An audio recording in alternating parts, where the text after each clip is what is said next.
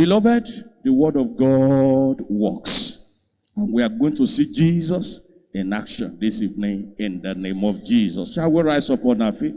Take up a song in the spirit. Worship him in the spirit. We are here for a Bible study. We are here to receive. There is no reason why any sickness that came in with you today should go back with you. Worship him in the spirit. You can pray in the spirit. You can sing in the spirit. Lebarabashata labaskete ye broko sheteiba. Lebrata sete yege leboko boyedrege leboko boyda. Legragazata yabakazige leboko boyede. Yebrata zata rige leboko boyederege lege. Yeboroto sende yege lebo soto ibakabayada. Lebrato da shederege lebo soto yege leboko boyede. Yagazaga libo soko lege zege lege lege lege. Lebraga gazaga libo koboyede. Yegrebo koseke yege lebo koboyedrege liba. Yembara baskete yege lebo koboyede rege lebo koboyeda. Yebraga gazaga libo koboyedrege lebo koboyeda. Lebrata sate yege lebo koboyede rege lebo koboyede. Yege rebogo boyede regelege. Yegra bazata yagalabake boyodo. Yegre kete yegelebo boyede. Yebaraba sete yegelebo. Yega rabazata yabagabayada raba. Lebrete yegelegelegelege. Yebrogo legezege yegelebo boyede regelege. Legezege yebogo boyenregelebo boyede regelebo boyida. Yebaradaraba. Yagazata yagalaba lebroto dolo igelege zegele bogoboyeda. Yebarabazata yagalaba sigele bogoboyede. Yegarababa baba shendelege zegele bogoboyede lege. Yebarabazata yabakabayada rababa. Yegrege lebo soto yegele bogoboyada galibakabayada. Yebrabazata yigalibakabayada rabakabayada. Yegerebo soto yegelebo kobo yederegelege. Yabosata yaga lege segelegeregelege. Yebratata yaga like sete yegelebo kobo yede. Yebraga galibo kobo yederegelege. Lebo soto yegelebo kobo yederegelege. Yegeregelege. Leba sata yaga labakabayada. Yikarabaskete yegelebo kobo yede. Yeberebo soto yegelegelegelege. Lebo soto yegelebo kobo yederege. Yegeregelegelege. Leba sata yabagaba yadarabagaba. Yegezeke yebo kobo yede. Yagarada ragasete yebo roto yege. Lebroto to yede. Lega sata yaglaba kobo yida yakaga. Yegrege keseke yebo kobo yede. Yebraka galiba sataya glabagaba. Lebroto yogelege. Lebo soto yegelege. Yebaraba sataya bagaba yadarabagaba yadarabagaba. Yegerege lebo soto yegelebo gobo yidagaba. Yebraga galaba sataya bagaba yadarabagaba yada. Yebraga gala. Lebrada jagile rebo gobo yederege. Yebrebo boshederegele bokuboida. Yegaraba saka ibagabayana. Yebo robo gobo yederegele. Yegrege. Yegerebo zoto yegele bogobo yederegele. Lebrege yegelebo. Yebro gobo yederegele. Yegrebo gogo yege. Legezege yegelegele bogobo yederegele. Yegerege. Yebo zoto yegele bogobo yederegele. La brata yederegele bogobo yederegele bogobo ida. Yebrababa yegelege zete yeblogobo ida yaba. Yebroto yegelegele bozogo yebogobo ida. Yebragaga yigele bogobo yederegele. We worship you, Father. We worship you, Lord Jesus. Blessed Holy Spirit, we worship you. We appreciate you. We exalt your name. The Spirit of the living God, our helper, Please help us to receive all that Jesus has prayed for in redemption this night. Help us, Lord, in this prophetic season of release, prophetic season of favor. Let all our healings, our deliverances, our breakthroughs, our blessings, our movement to the next level, let them be released tonight. In the name of Jesus, we take authority over every spirit of infirmity. We rebuke you in the name of Jesus. We rebuke you in the name of Jesus. We rebuke you in the name of Jesus. Be gone in the name of Jesus. Let the name of Jesus be exalted. Thank you, precious Father. We worship and we magnify your name. We exalt your name. We reverence your name. You are the same yesterday, today, and forever. Spirit of the living God, glorify the name of Jesus. Breathe on the word tonight. In Jesus' mighty name we've prayed. Amen. While still standing, please let's take our texts. Exodus 15, 26, 25 and 26, and then Hebrews 13, 8. Please, it will be like a Bible study so that our faith will rest in the wisdom and the word of God and not in the oratorical power of any pastor. Exodus 15, 25 and 26. And then Hebrews 13, 8. Shall we read together? And he cried unto the Lord, and the Lord showed him a tree, which when he had cast into the waters were made sweet. There he made for them a statute and an ordinance. And there he proved them, and said, if thou wilt diligently hearken to the voice of the Lord thy God, and will do that which is right in his sight, and will give ear to all his commandments, and keep all his statutes, louder, I will put none of these diseases upon thee, which are brought upon the Egyptians, for I am the Lord that healeth thee. Then Hebrews 13:8. Hebrews 13:8. Hebrews 13:8. Let's read it together. Jesus Christ, the same yesterday and today and forever. Shall we take our seats in God's presence? 3 Saturdays ago, I just finished a little an assignment I had in the church in preparation for Sunday service. I got home around 10 p.m. and quickly ate my snacks, because it's not good once you are above 50. You will need to learn it to don't eat in the night. My wife had been fighting me for years. I was telling some people, I am bishop, we can eat anytime, but I think Baba has repented now. Me, I've repented too. Amen. So I ate some snacks, and as I sat down, one of our staff in the accounting department of the church, he called me. He said, Daddy, my baby is not breathing anymore. My baby is not breathing anymore. Where are you? He said, the doctors are still doing whatever they can to resuscitate him. I said, Mama, we have to go. We went to the hospital to the glory of God. We called on Jehovah Rapha for 2 hours. The baby started breathing again. The breathing was normalized. Then we had to move them from one small hospital in Oluyole, move them to UCH around 1 a.m. in the night on oxygen, because the boy had actually given up. But Jesus brought him back to life. And after spending about through a week in the hospital, the baby is back and doing everything a normal child to do today. Jesus Christ, the same yesterday, today, and forever. What he did in those days, he's still doing them today. And he will do them right now in our sight here, in our midst here, in the name of Jesus. There is no doubt as to the fact that our God cares so much for the man that he created in his own image and in his own likeness. When you buy a car for 10 million, even at some level, there was a time, okay, let me use myself. When I got to the Philippines, most of my clothes were tattered. I'm talking of 1998, 1997, 98. Tattered clothes. When I mean tattered, I mean tattered. But those were the ones I had. And I was living in the main house. There were some ruffians, drug addicts living at the back, at the boys' quarter. You know what I mean.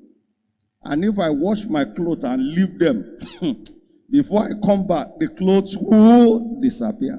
So I had the onerous task. When I finish washing the clothes, I will sit down inside my house, looking at the clothes until they are dried. If I leave the place, the clothes will disappear.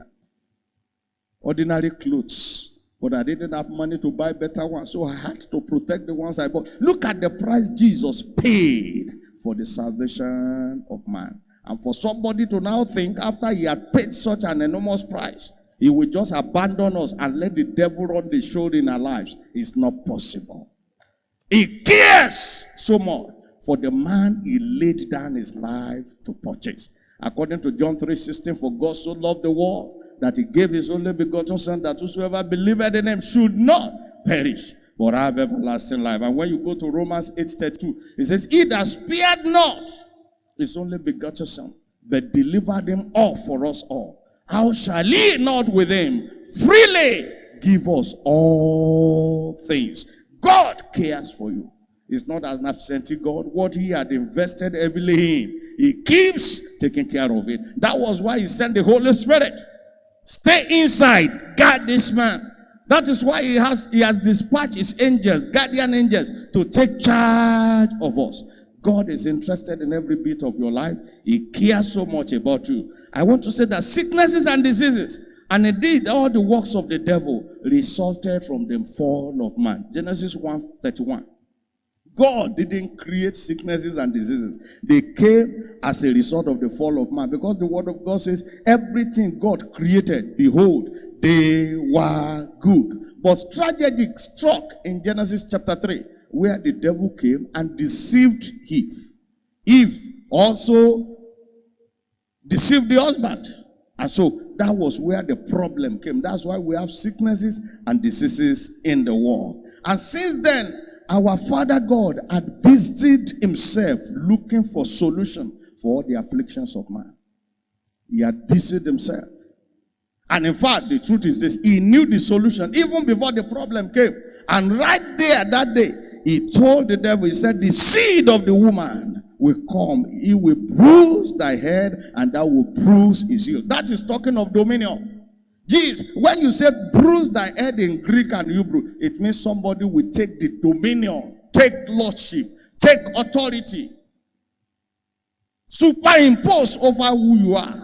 So when God says the Son of Man, the seed of the woman will come and bruise thy head, he says the Son of Man will come. The dominion you took, you usurped from Adam and Eve in the garden. The Son of Man is coming and will take that dominion. And that Son of Man is our Lord and Savior, Jesus Christ. And with Jesus now, we have the dominion. The fall came, and Jesus now came and restored man.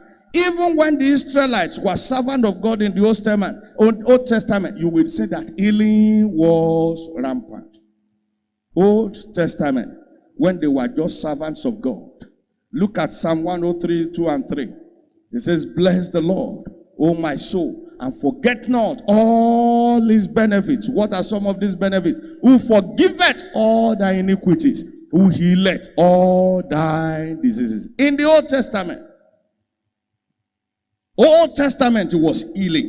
And when you go to 2 Corinthians 3, 6 to 14, you will see a short comparison of the Old and the New Testament. And the Word of God made us to understand that the Old Testament is inferior to the New Testament. It says the letter killeth, but it is the Spirit that giveth life. In the Old Testament, they operated by the letter. They operated by the laws. But in the New Testament, the Holy Spirit is here. The quickening Spirit is here. The Spirit of the living God that indwells us is here. And the Word of God says, he will quicken our mortal bodies. If they were healed in the Old Testament, there is no reason for you to be sick in the New Testament and not be healed. Amen. There were many cases of healing in the Old Testament. When you go to Numbers 16, 46 to 50. And most of the sicknesses in the Old Testament were due to the sins of God's children. God's servants in those days. They sinned, yet the mercy of God flowed. They were his servants. If he will have mercy on his servants in the Old Testament, how much more his own children, sons and daughters of the Most High God. Numbers 16:46-50. They murmured against God and against Moses. And Moses prayed, and God healed them. Tell somebody he's still the healer. The same Numbers 21:5-9. They grumbled again. They threatened to stone Moses. They said, it's better we go back. And God sent fiery serpents among them. And when they repented, what was it? God and prayed.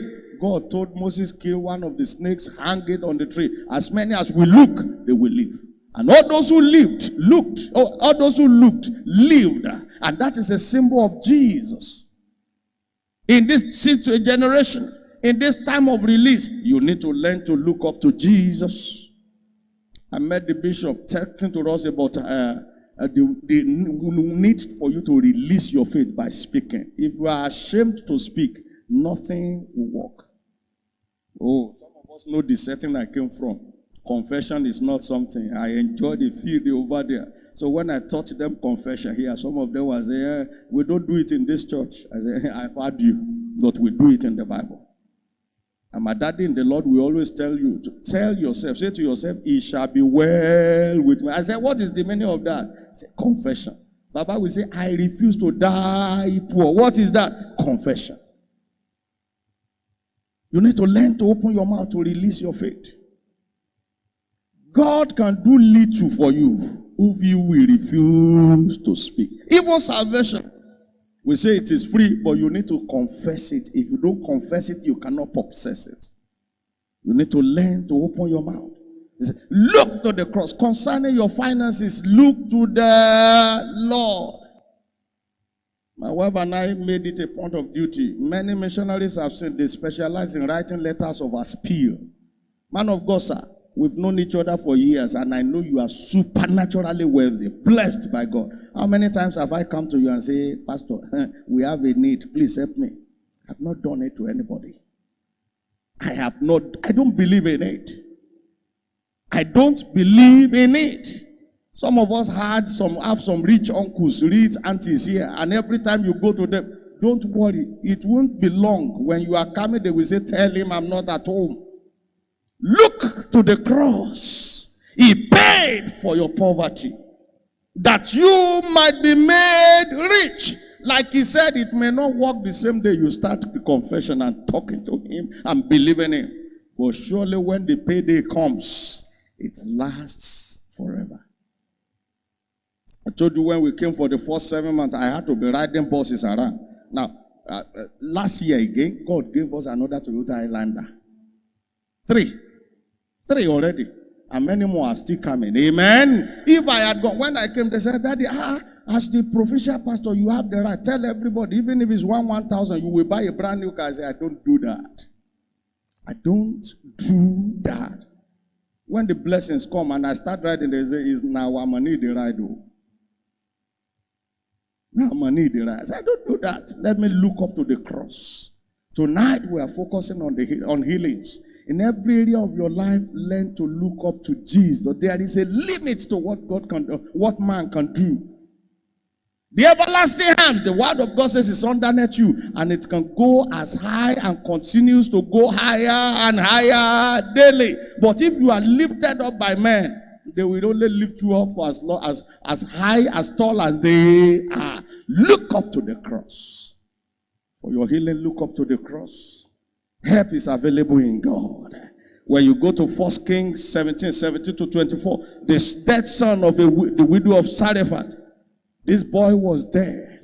By the power of God, Elijah the prophet brought him back to life. Even in Genesis 20:1-18, Abraham prayed and God healed Abimelech and his family.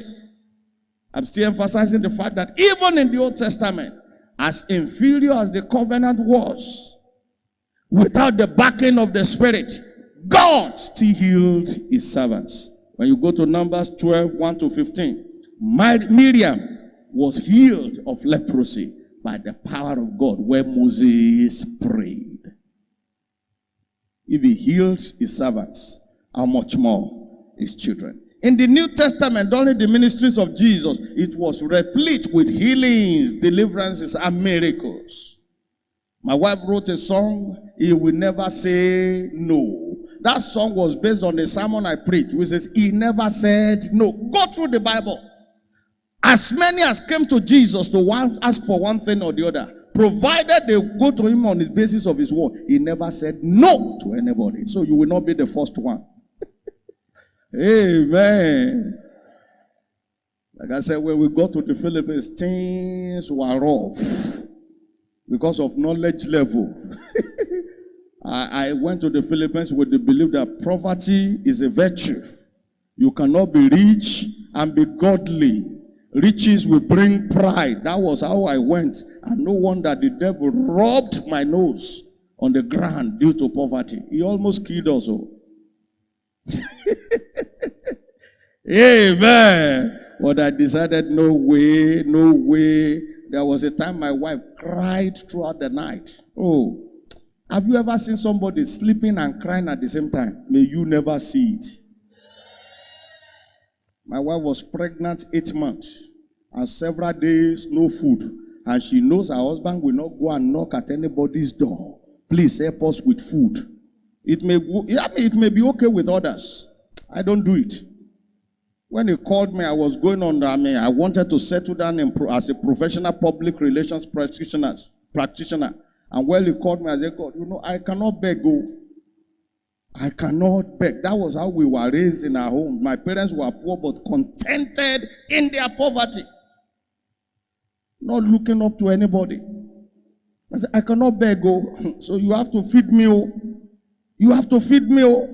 Whether he answered or not, I don't know, because my maturity in the faith was not. But then, when the problem started coming, I learned to pray. I learned to study. And then I got my Bible one day when we've gotten to the climax. We were at the breaking point. I started reading my Bible from Genesis to Revelations, looking for something. What was I looking for? I wanted to see if there was somebody in the Word of God who trusted in God, and God didn't come true for him. And God is my witness. That was what I was looking for. If I had found one, I will quit preaching. Because as poor as we were, you will see our own brothers here from this country selling drugs. Some of them make millions in one day. And I couldn't get 2 naira, 3 naira just to eat. And they will come and tell you, they continue to shout, Jesus, Jesus. We will see whether he will take care of you. You better employ wisdom, pastor. When I finished reading it, and I saw from Genesis to Revelations, there was not one person who came to Jesus on his own terms or to God on his own time. And God said no. And I stood up. I said, yes. I will not be the first person God will disappoint. I will not be the first person God will not come true for. He will never say no. Just come to him on his own time. Whatever you are believing God, be adamant. He has never failed. It shouldn't be you that will make him a failure. It's even impossible. When there is a failure, it's not from God. It's from us. We need to adjust. That was why I had to talk about repositioning yesterday. You need to reposition. This is the prophetic hour of release for these ministries. Things will be happening effortlessly. Miracles you had prayed for that had not manifested. This is the time of manifestation. It will happen in the name of Jesus, but it depends on you. Position yourself. Connect well, immerse yourself in the word, and take your prayer lives to a higher level by employing the service of your God-given helper, the Holy Spirit, to help you do the praying. And that way you will not miss out of God's perfect will for your life. So God never says no. When people came to him requesting for healing, he healed every one of them. That's why we have so many testimonies in the scriptures. John 4, 46 to 53. The son of the noble woman. You remember that my son is dying. Jesus healed him, and Jesus said, your son is healed. Go your way. The boy was healed.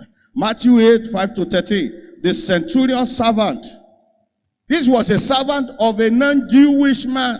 We were not even sure whether the servant himself was a Jewish man. Yet because the master came, because the centurion came, Jesus released the word, and by the power of the word, he was healed.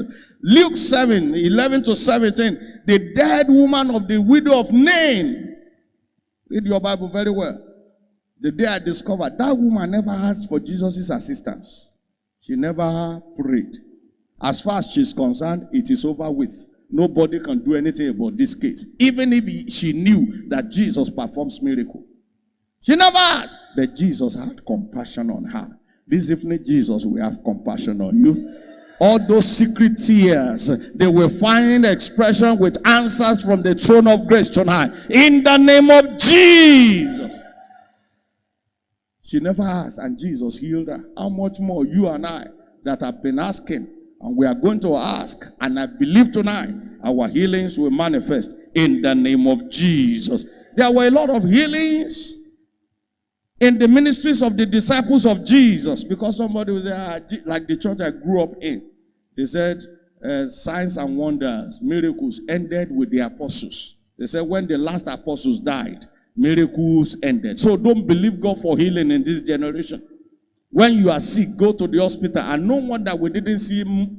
I can't testify I saw any healing in that church. Let me not mention the name. We are dependent on doctors.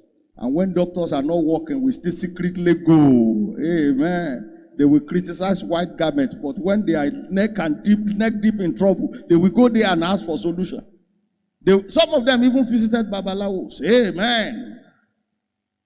Because they didn't believe in the power of God. Their theology was upended. You have to believe. Healings continues. In the ministries of the disciples that Jesus left, there were a lot of miracles, a lot of signs and wonders. And this is not surprising because Jesus gave us a commission. John 14:12.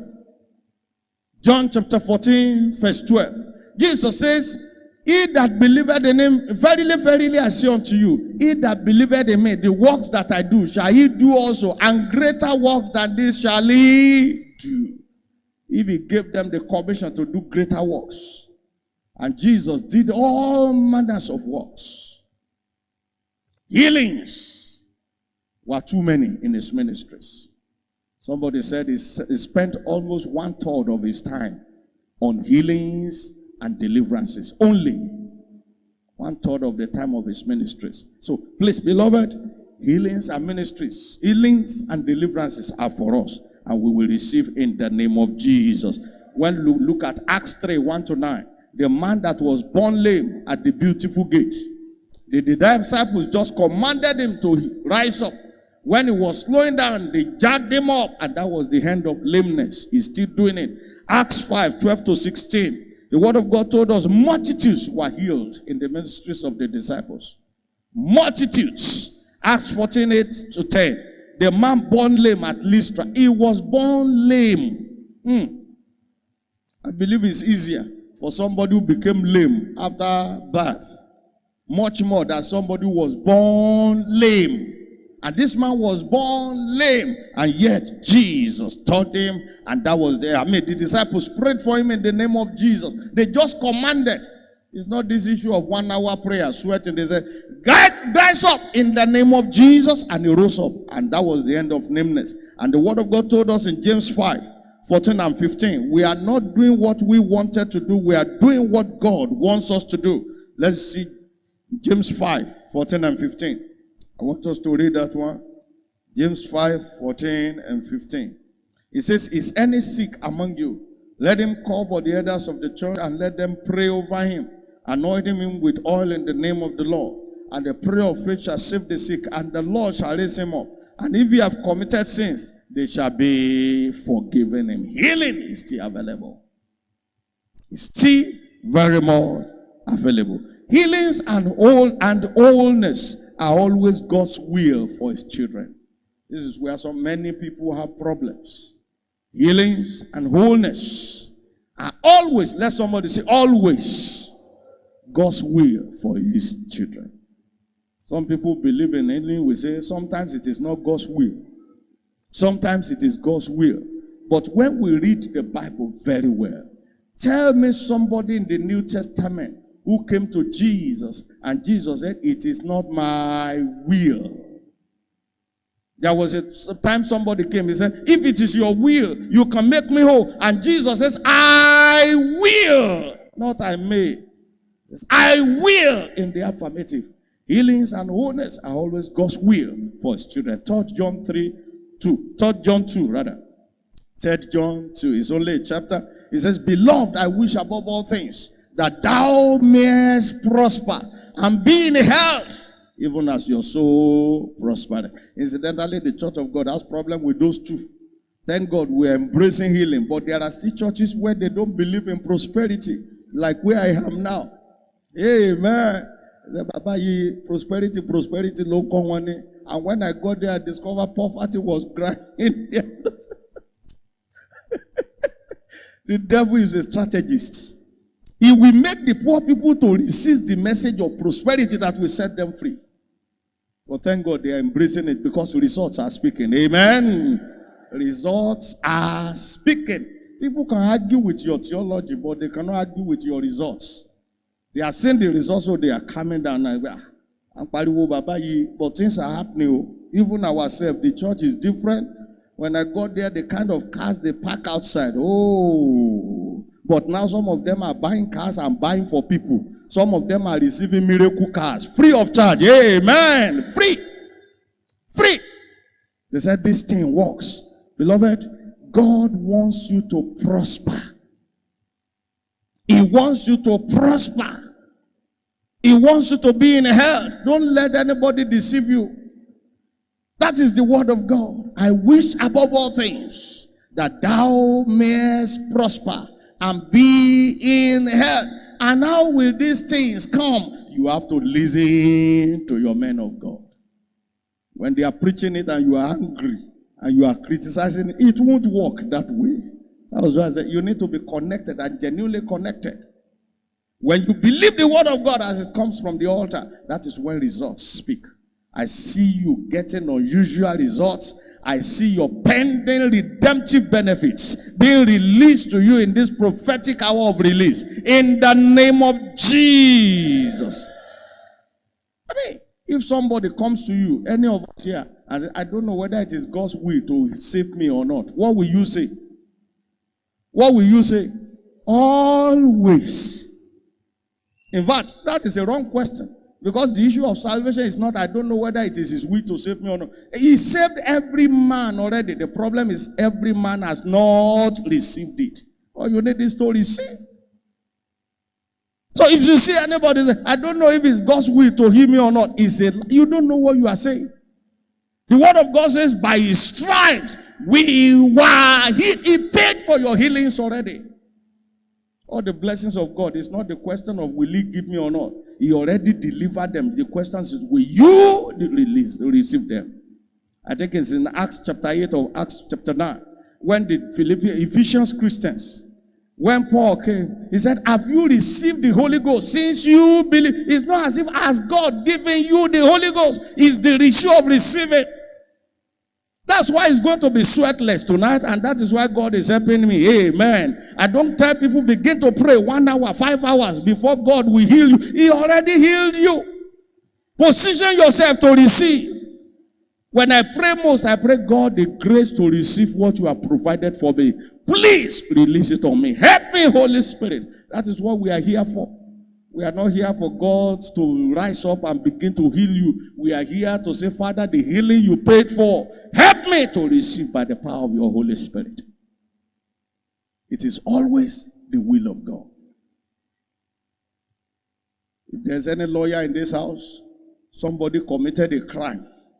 You as the lawyer, you are called upon. My daughter there, you are called upon. Go and bail this person from the police net because it's incarcerated already. And you went to the police, you negotiated. They said, "Before we can bail him or her, bring 50,000 naira. And you collected the 50,000 naira and you paid to the police and you got the receipt. And you went to him, "Okay, let's go." And he said, "Hey, can I go? Am I free? Are you sure I am free?" What will you think? Yeah. What's your problem? If I don't want you, okay, or better still, lawyer, do you want me to be free? What will you say? After I had paid all the money, signed all the papers, if I don't want you to be free, why will I come here? Why will I pay? Jesus paid already for your prosperity. He paid for your healing. He paid for your miracles. Whatever the needs are, he paid for them. He paid. God will help us to receive tonight in the name of Jesus. That is our prayer. All with the adjustment we need to do in order for us to receive. We receive the grace to correct them, to adjust them in the name of Jesus. Another thing I want us to see is this. There were many instances in the Bible that everyone who came to Jesus, he healed them all. Everyone. Not once. Several times. Everyone who came, he healed them all. You can see that in Matthew 8:16. Matthew 8:16. He healed them all. When the heaven was come, they brought unto him many that were possessed with devils, and he cast out the spirits with his word, and healed all. How many? All that were sick. All, not some. So it's always his will. If he healed all, then it shows that it's always his will. If it's not his will, then some might be healed and some will not be healed. When you get home right, Mark 6:56, he healed all that came to him. Mark 6:56. And then Luke 6:19, he healed all that came to him. Beloved, let it be abundantly clear to you that Jesus came to undo all the works of the devil, chief of which are spiritual death, physical death, sicknesses and diseases, poverty, and all other forms of oppressions among the others. Jesus came. One of the reasons God sent him is for your healings, is for your deliverance, is for you to become the righteousness of God. Is for you to carry the life of God, the Zoe life of God, the very life that makes God to be God. He has imparted to us right now. He came, everything the devil did, Jesus came to undo them, and he succeeded at doing them. Succeeded. 1 John 3:8. 1 John chapter 3 verse 8. The word of God says, he that committed sin is of the devil, for the devil sinned from the beginning. For this purpose the Son of God was manifested, that he might destroy the works of the devil. He destroyed them all. Also, during the ministries of the apostles, there were times all who came to be healed were healed. Acts 5:14-16. Because Jesus is in a class of his own. Yes. But he came on an assignment. And like we are going to see, he handed over this commission. In the times of the disciples, the apostles, there were cases. All that came to be healed were healed. Let's read together. Acts 5:14-16. And believers were the more added to the Lord, multitudes both of men and women, insomuch that they brought forth the sick unto the streets, and laid them down on beds and couches, that at the least the shadow of Peter passing by might overshadow some of them. 16. Let's read 16 together. There came also a multitude out of the cities round about unto Jerusalem, bringing sick folks, and them which were vexed with unclean spirits. And what happened? They were healed, every one. I know you know that the word of God is God speaking. And God cannot lie. They were healed, every one. In the ministries of the disciples, of the apostles, in the ministries of Jesus, we saw that. In the ministries of the disciples or the apostles, we saw that. Now, listen very well. Jesus gave all the believers mandates to heal the sick and to cast out devils. Because after he left, like I said, he wanted this commission to continue. He handed over. It's like a relay race. Jesus, I know after my departure, the devil will still rear up his ugly head. Let me transfer this grace. And he said, all believers, all, according to Mark 16:16-18, he says, these signs shall follow them that believe. In my name, they will cast out devils. They will speak with new tongues. He said some other things. He said, among others, they shall lay hands on the sick and they shall recover. They shall lay hands. By the grace of God, that's an area God helps me most. Amen. When I lay hands, I get results. More as of today. God is still in the healing business. If he does not want to heal, why will he give the disciples? He says, continue, even believers. You and I, you have the grace to heal. You have the anointing. It's not limited to bishops or pastors or reverends. It's a commission given to every believer. You can lay hands on the sick and they shall recover. Let me say that all through the church age, miracles, healings, deliverances, signs and wonders were very common. All through the church age. When you are tracing the history of the body, since the death of Jesus, healings and deliverances had been rampant. There was a time it was low-key because people were not teaching it. The revelation was low. But at every point in time where it was taught, God showed forth and confirmed his words with signs and wonders. To sensitize your faith. How many of us have heard about Smith Wigglesworth? Smith Wigglesworth was so much anointed that they told us God used him to bring 27 dead people. 27 confirmed dead people back to life. So it's not, we don't know whether it's true or not. Beloved, it is true from the scriptures. It is true from the experiences of men who walked with God. 27 dead people. His ministries were so serious, the British Medical Association took him to court because when he enters a city, doctors run out of business. How many medical doctors are here? Because by the time he begins to lay hands, they lose their patients. They lose those who are dependent or they depend on to earn income. So you can check this on Google. They took him to court and they said, we want an injunction rolled out that he must not lay hands on people anymore. And the court said, granted, no more laying on of hands. As Smith Wigglesworth said, praise God. When I was laying hands, God was in the retail business. Now we are going wholesale. And I will stand up and pray a simple prayer, and much more. Many, many more people were getting healed. Go and check it. If healings, if unbelievers, doctors, they believe that when these people pray, healings, miracles take place, and the church is still sitting down, we don't know whether this thing is real or not. There's something wrong. Another man of God by the name John G. Lake. John G. Lake. There were miracles you will not believe in his ministries. We were told he went out one day, and by the time he came back, one of his sons was burnt from head to toe. And they wanted to bring the baby to the hospital. He said, no. And he laid hands on the baby and prayed. Within 5 minutes, brand new skin from head to toe. Brand new, that you couldn't know that the boy ever suffered any kind of burns. God is the miracle working God. He started a city in America. And even American Medical Association testified. They said his city where he was the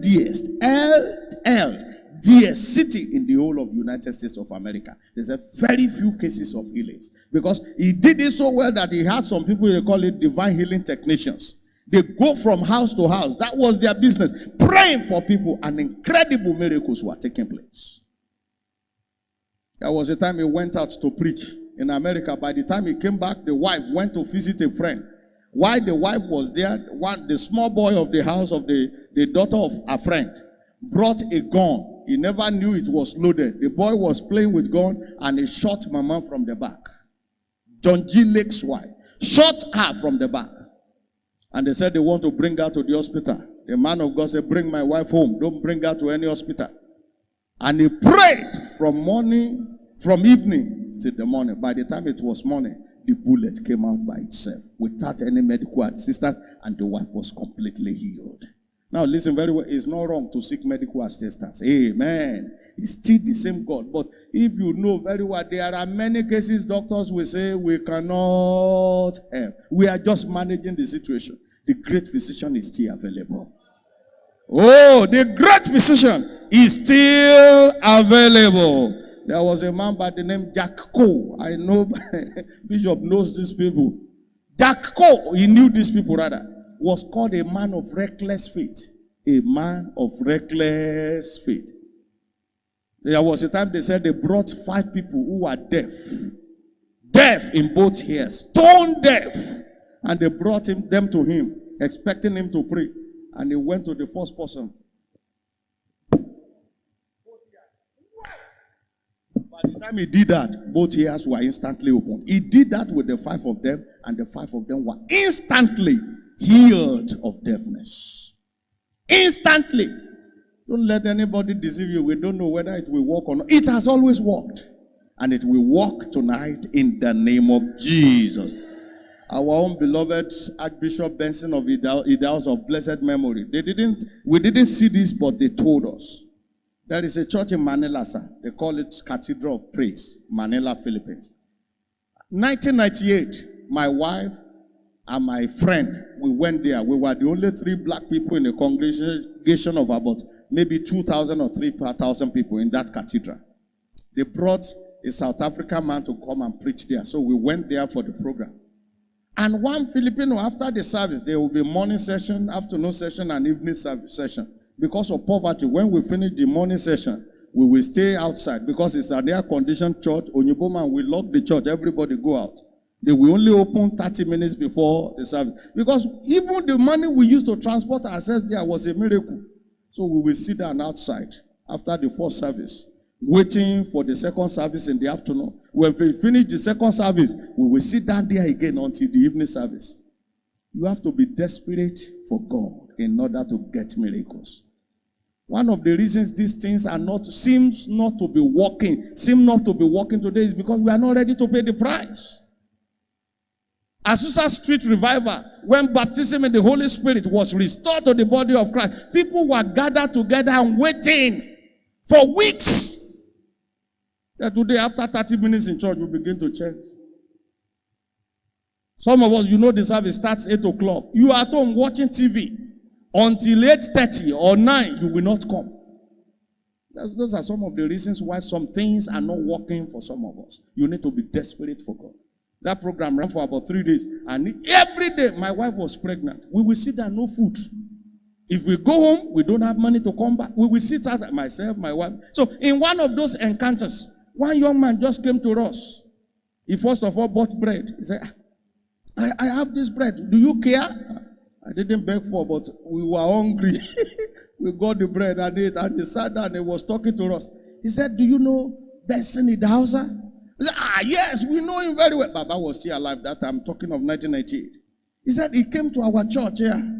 He said they brought a small boy who was about 7 years old. But from the day he was born, he never walked. He was born lame, completely lame. He said they brought him to the church. And they asked the Archbishop to pray for the baby. And he said he got the baby. When he got the baby, he put the baby down. He rolled up our Nigerian Agbada now. He rolled up his pants and his gown. And then he collected the boy and threw the boy and kicked him. By the time the boy landed, he was running. Nameless disappeared. Let somebody say, this same Jesus. If you don't believe it won't work. That's why I'm taking time to build it gradually.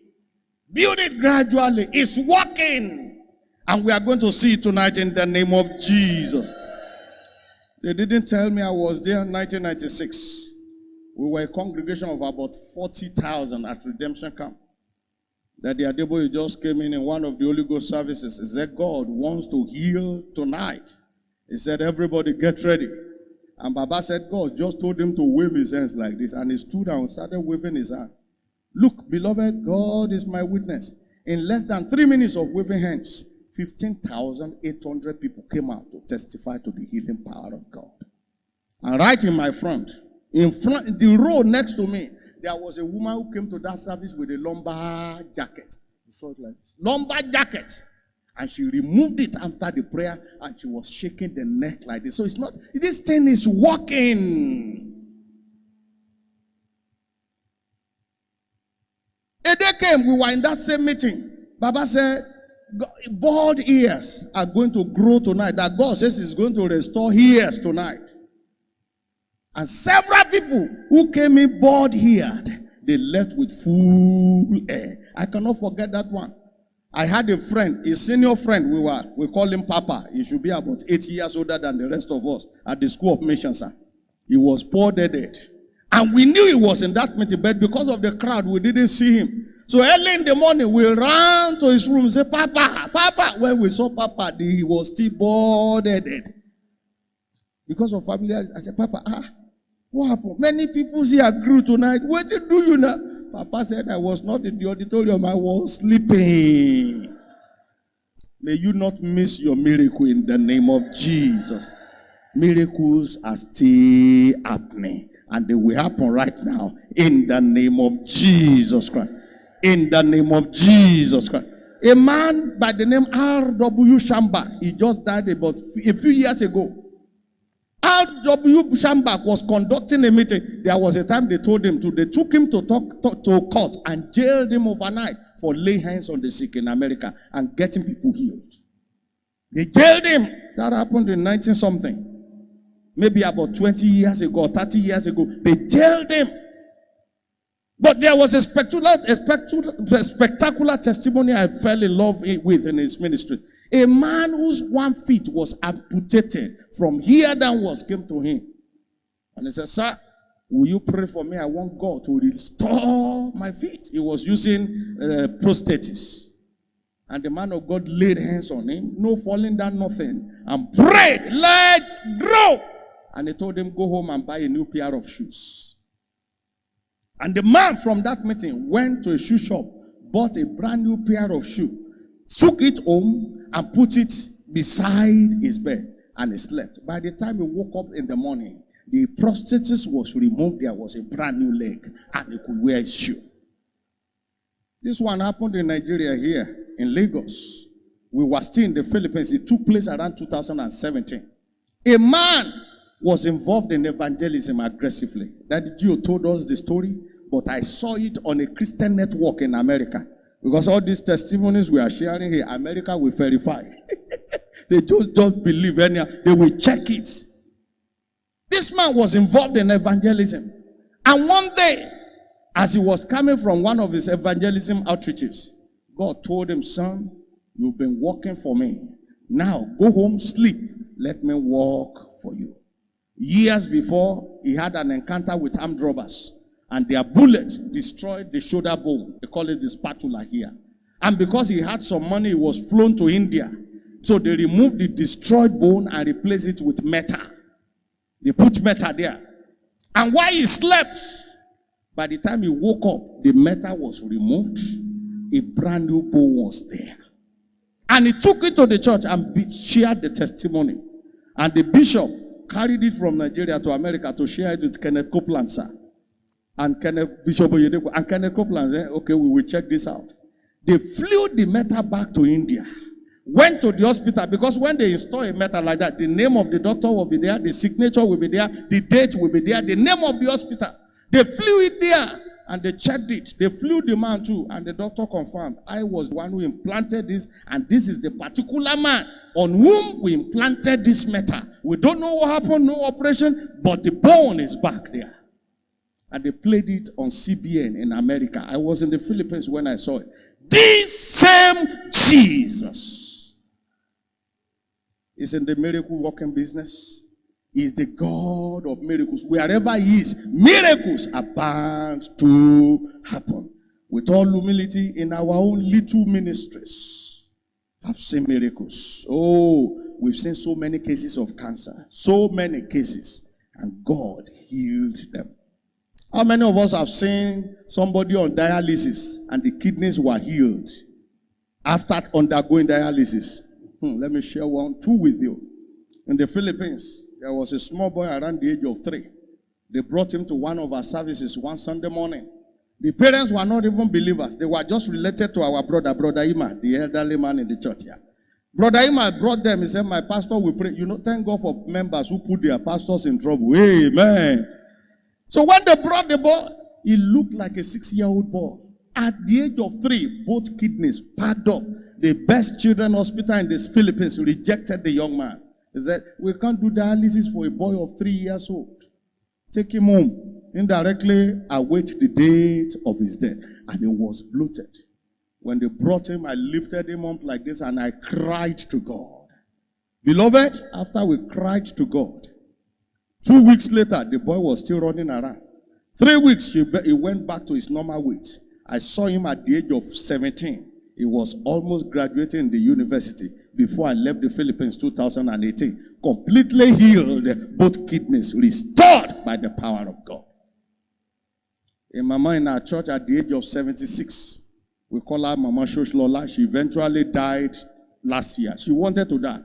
And not because, okay, 2019, early 2019, I was just informed Mama's kidneys had packed up.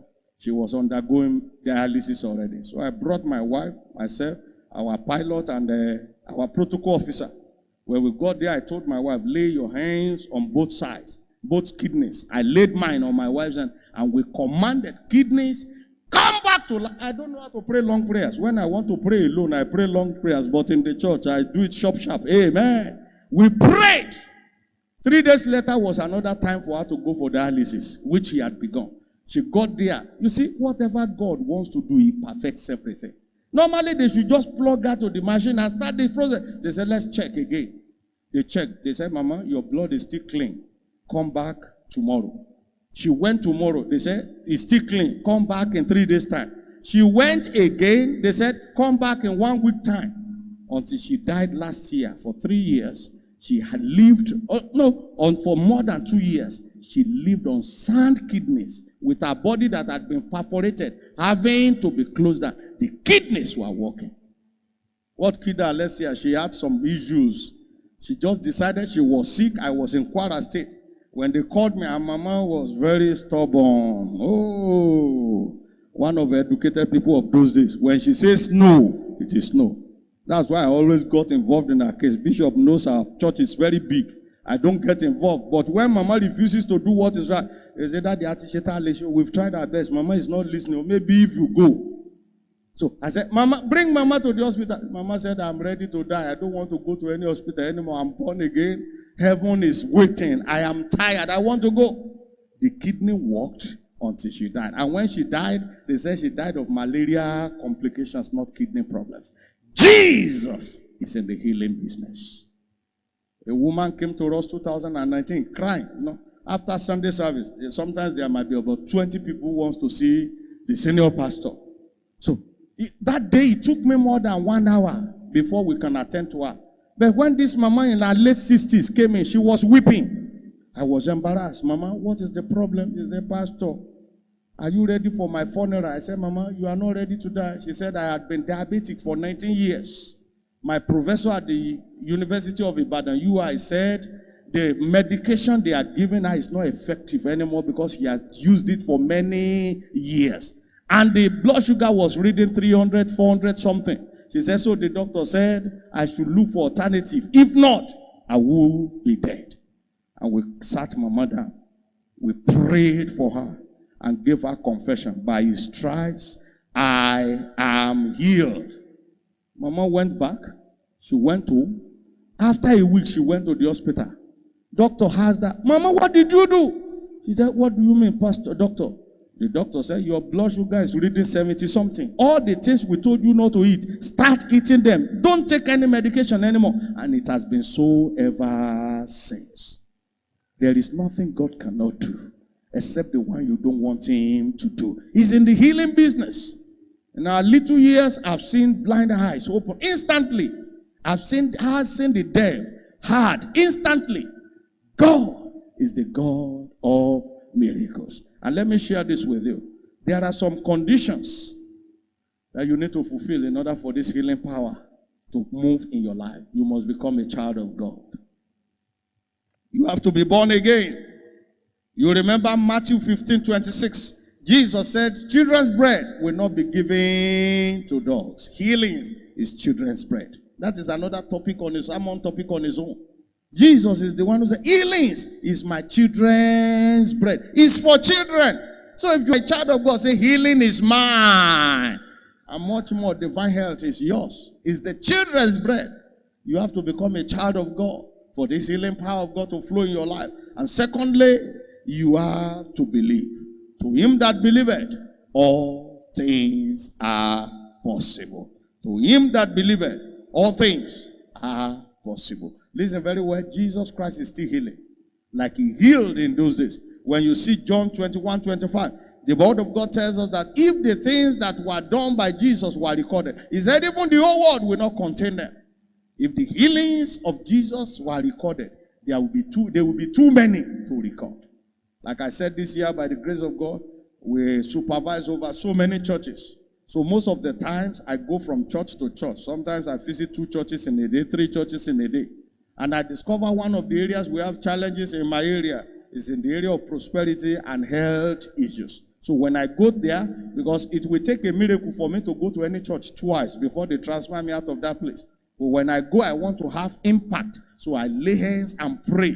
And regularly, I had never ministered in the past 3 or 4 years without people standing up to testify instantly to God's healing power. He's in the healing business. There's nothing he cannot do. You have to be born again. You have to believe. And then let's rise up and open our Bibles to Proverbs 3:28. Proverbs 3:28. God bless the media. You are very smart at your job. Proverbs 3:28. Let's read it together.